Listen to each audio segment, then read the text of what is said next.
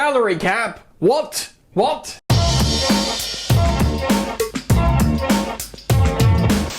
Yo, what's going on, friends, and welcome back to Football Therapy with me, your host Jan. I hope you're doing well, mate. I really do hope that. And welcome on back to Chelsea News. Welcome home. That's right, the daily series here on the channel where I reflect on what's being said about those beautiful blue boys, giving you my thoughts, feelings, opinions on it, but as always, more importantly, asking for yours. And in today's video, a proposed vote for a salary cap. But if it comes in, very American this, which of course you'd think might excite our American owners, but no, because it would mean we're in trouble. We'll find out what's being said about this. Football 365 have done an article, crunch numbers, and apparently given us a points deduction, so that'll be fun to dive into that and trying to learn about what they're saying. Other than that, we'll do some stuff like injury news. Will we see Cole Palmer again this year? Can we survive without him? Maresa's got a fine and the touchline ban. We saw that coming. Reggie Walsh got a new contract. We know Maresa loves the young midfielder. Very small and petite, but an excellent player, an incredible player. So yeah, that's positive. Strap yourselves in, get comfortable. If you want to support the content, it's super simps. You just like and subscribe. It's been the long road to 200,000 subscribers, but we are on the home run now. The home stretch. We can see the light at the end of the tunnel to that beautiful 200,000 subscriber mark / target. We'll get there together, you and I. I've got a new lapel mic on today, a Sennheiser. I'm very mindful. I don't want it to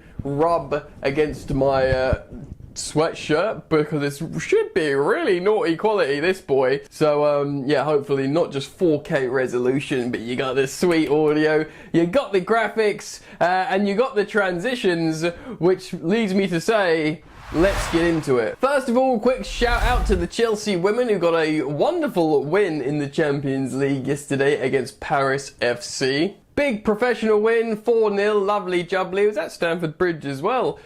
Great fun, they're doing well. They continue to win games. Of course, we chase that elusive Champions League trophy in the women's team. Hopefully Sonia Bonpastor can get us there. We'll see what happens. But let's jump over to the news from the men's team. Like I said, we're going to do injury stuff. We're going to do the points deduction salary cap story, which I find very interesting, actually. But first of all, shout out Reggie Walsh, who is set to sign his first professional contract. According to the Daily Mail, Walsh will sign his first professional contract with Chelsea next week, with sources confirming he is to put pen to paper on a pre-agreed deal after turning 17 years old. The Blues were keen to tie down the technically gifted teenager as soon as possible, with head coach Enzo Maresa a particular fan of the England Youth International. We've seen Maresa already use Reggie Walsh in the first team at 16 years old. Not only is he very, very young, he's quite a petite midfielder. Like, he looks like a lad. Do you know what I mean? He looks very young.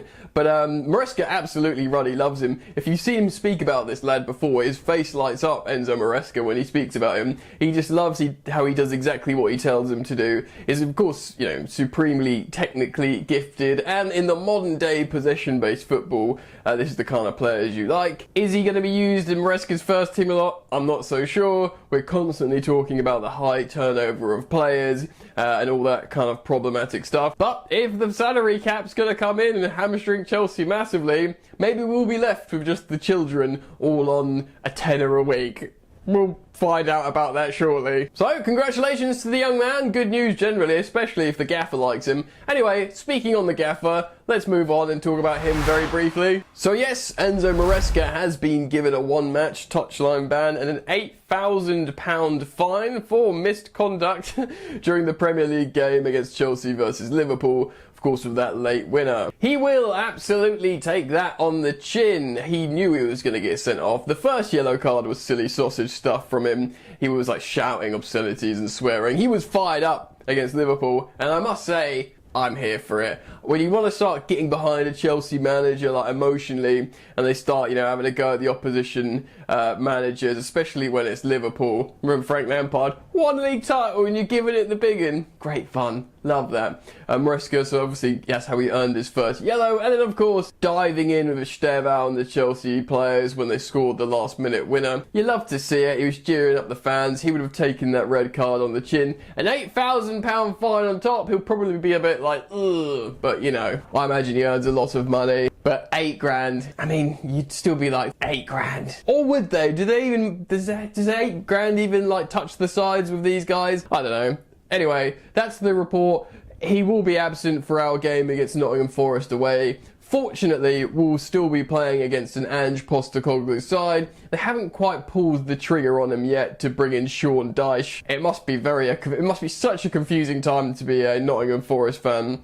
You know, you're supposed to be on a high the last few years. You're back in the big time. You're back in the Premier League. Everything's going well. You've had 2 beloved managers for different reasons. One for bringing you back into the Prem, one for bringing you back into Europe. And now you've just got Ange Postecoglou, who in your... Was it his first home game or first European home game when his own fans were singing, "You're getting sacked in the morning," and booing him?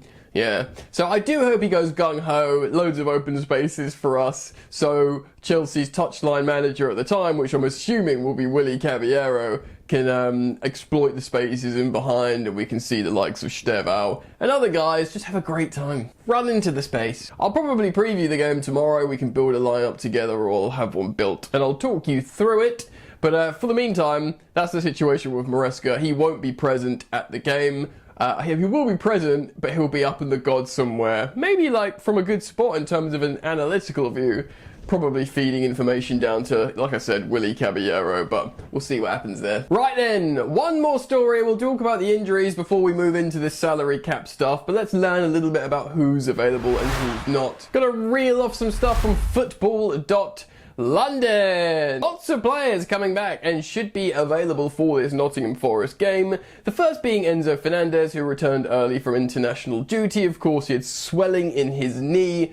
Some people speculate he won't be available, but I think he probably will and will return for this game. Reece James, similarly, he was pulled out of England duty, and I think that was largely precautionary. Reece James himself probably doesn't feel any danger of not being called up to Thomas Tuchel's World Cup England squad. You know, Tuchel loves Reece. He calls him Reecey, so he probably felt safe to do so. Of course, England have qualified for the World Cup now. Caicedo should be available. He didn't go on international break either. Benoit Badiashile, like Josh Achampong, should also be available. Of course, they came off in the Liverpool game, but I think they'll be fine. Similarly, Joao Pedro Santos, apparently not good to go immediately.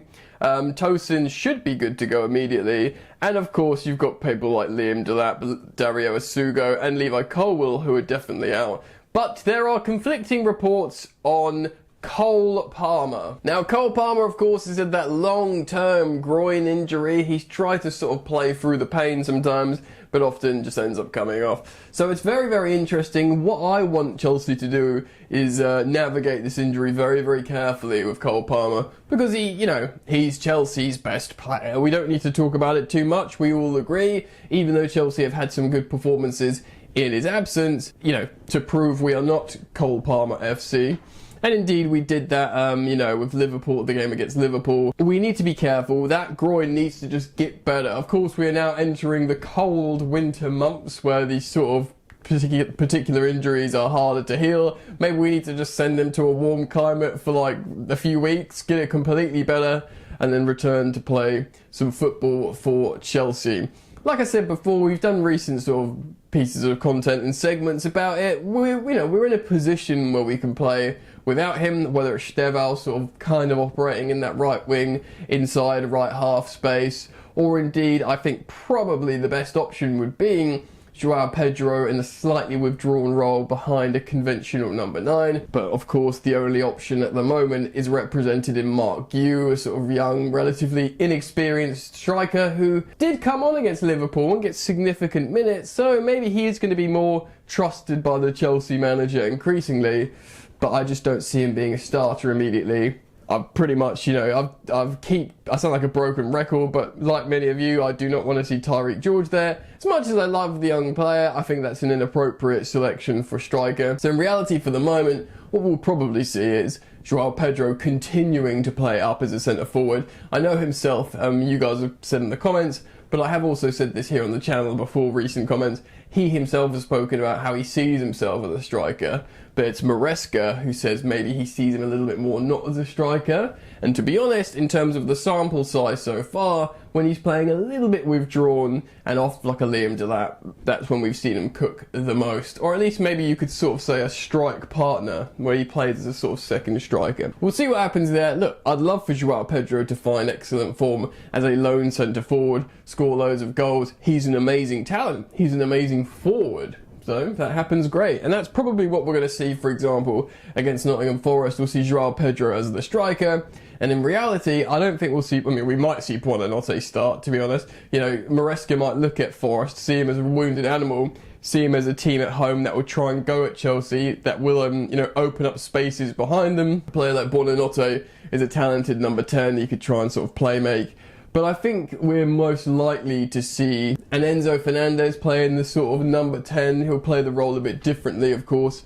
And then I suppose behind, in the absence of Santos, I wonder if Lavia is finally worth a start, because I'd love to see a midfield of Lavia, Caicedo behind Enzo Fernandez.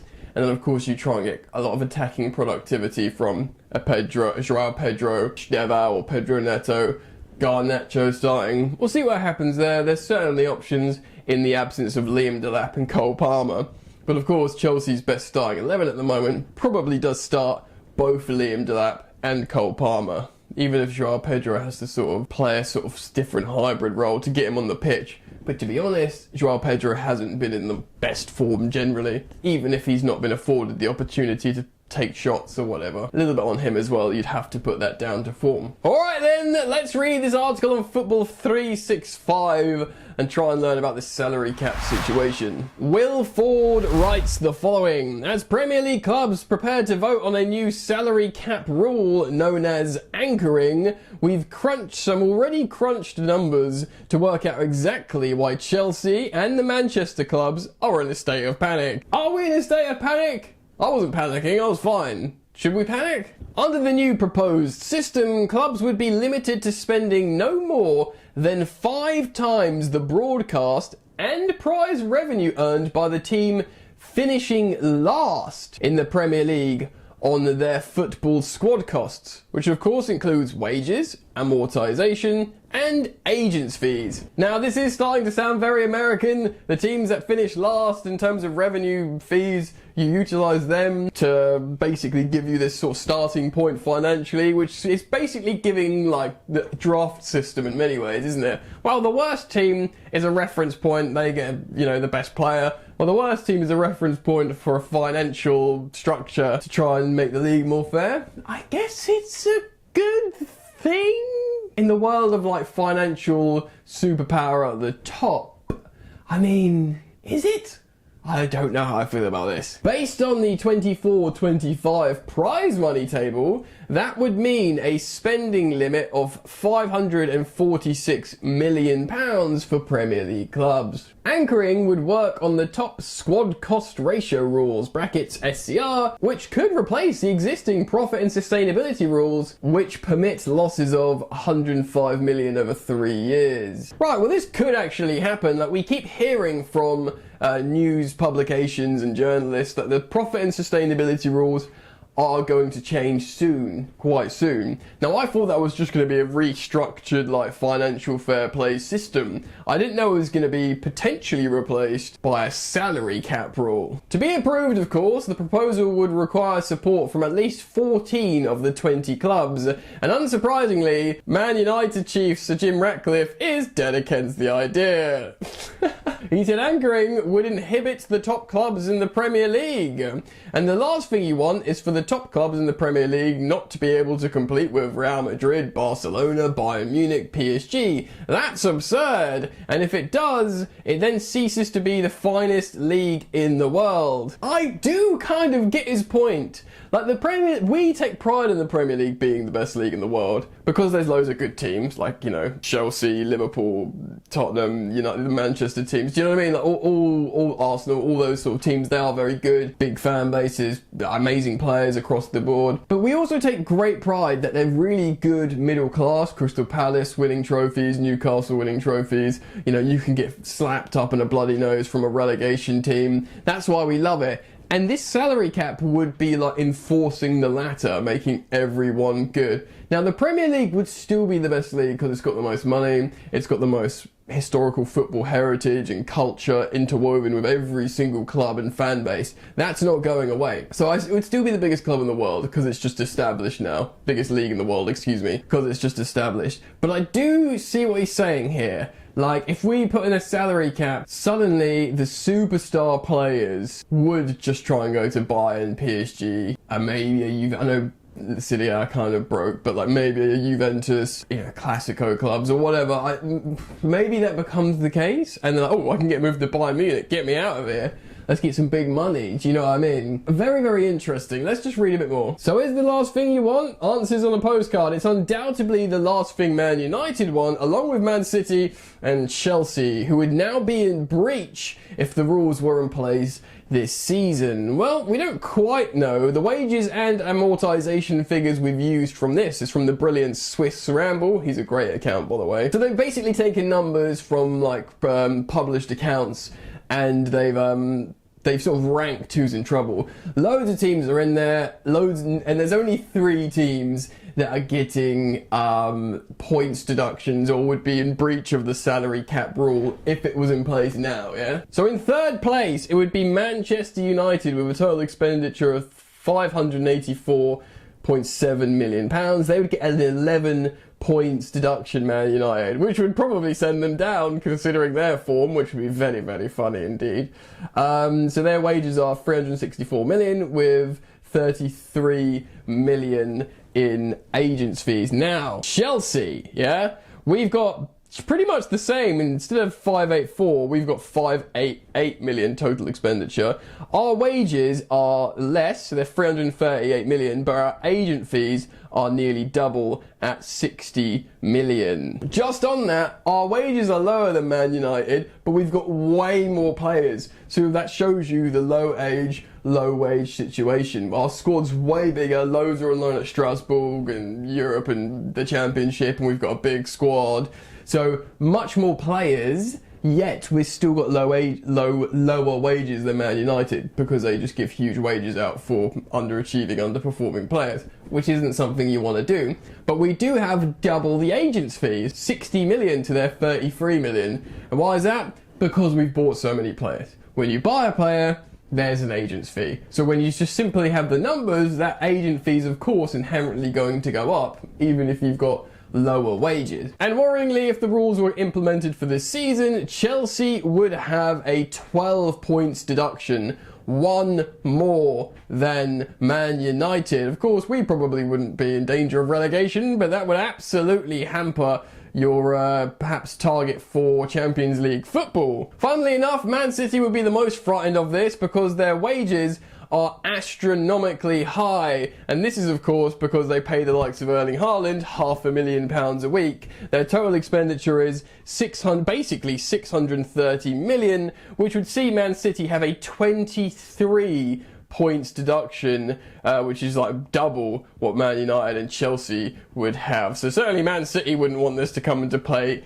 either. Yeah, of course, Abu Dhabi, state-owned project, they don't mind paying huge wages to players at Man City. Look, let's be fair. I reckon if this was a thing, they wouldn't just suddenly snap it into playing. Everyone's got points deductions. Surely, don't call me Shirley, surely they would implement it slowly or give fair warning to these clubs, like this is going to be the new structure. You have an opportunity here to get your house in order, you know, to make sure that by the time in say 18 months or maybe 2 seasons. I'm sort of pulling this out of my behind, I'm guessing massively, that you'd be in a position to navigate this new salary cap rule. Now, because it needs 14 clubs to vote, so like a fair majority of the 20 teams, I have a feeling the 14 clubs, you can guess the 6 clubs that would vote against. Man City, Chelsea, Man United, there's 3, but probably Liverpool, Arsenal, the top 6, you could say, and Tottenham maybe. The top 6, or even like, maybe not actually Newcastle, because they have been trying to like dance around PSR for ages. But you could say the top 6 would vote against, and the other 14 would vote for it, because it would give them opportunity to even out the playing field in the Premier League more. So I could see that vote being pushed through personally, which is pretty huge news if it happens. It'll be very interesting. I don't really know how to feel about it. Would it make the Premier League better or worse? I mean, Chelsea would have to find a way to put more players at Strasbourg, not at loan, maybe buy another satellite club. That's probably what they're doing there, because they want more satellite clubs in a multi-club model, less loans, because they're technically still in your books, and more, you temporarily can hold them. We'll sort of temporarily sell them to you. We've got 3 or 4 players at Strasbourg with buyback clauses.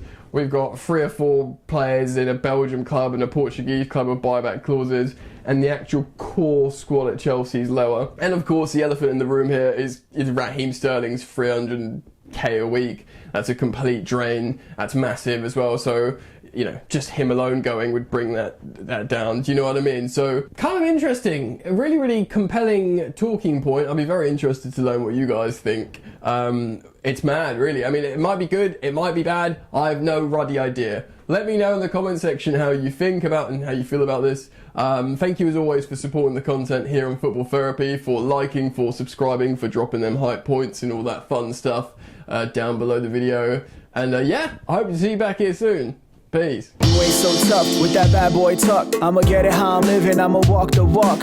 Outline my lines, I rap through thought. Body bag the verse, outlined in chalk. In my life seen trouble, hustle on the double. Silence on the trigger like my pick got a muzzle. Yo, chick like to guzzle, bad boy stay in trouble. I only love this paper, sorry I don't. I laugh me, bitch.